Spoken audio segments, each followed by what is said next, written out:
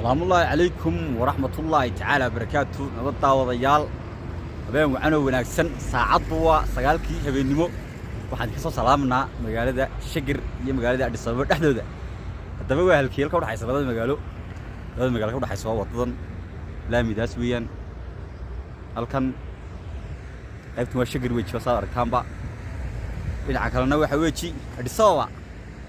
aad baa santiin wadadan sida kale wax loogu magac daray fanaankii weynaa Jalundaysa ayaa wadadan loogu magac daray aad bad ma santihiin soo dhawaada